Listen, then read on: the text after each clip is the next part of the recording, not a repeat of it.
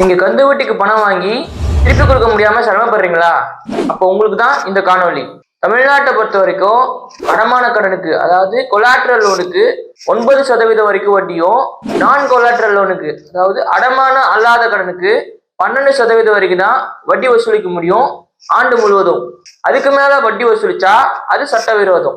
இப்படி சட்டவிரோதமா வட்டி வசூலிக்கிறவங்க மேல புகார் கொடுத்தோம் அப்படின்னா அவங்க மேல கந்து வட்டி தடை சட்டமும் பாயும். அது மாத்திரம் இல்லாம இதுக்கு தண்டனையா 3 வருடங்கள் வரைக்கும் சிறை தண்டனை கொடுக்கப்படும் அவங்களுக்கு. இது மாத்திரம் இல்லாம நீங்க வாங்கின பணத்தை மாதமாக உங்கள் வசதிக்கு ஏற்றபடி அரசாங்கம் வைத்திருக்கக்கூடிய வட்டி அடிப்படையாக வைத்து நீதிமன்றத்திலேயே அந்த கடன் தொகையை செலுத்தி உங்க கடனை நீங்க முடிச்சுக்கலாம்.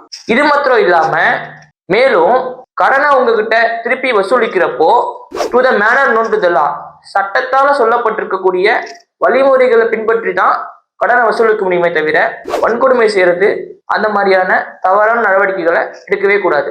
கந்து வட்டியால பாதிக்கப்பட்ட உங்க நண்பர்களுக்கு இந்த காணொலியை கட்டாயமா பகிர்ந்துக்கோங்க.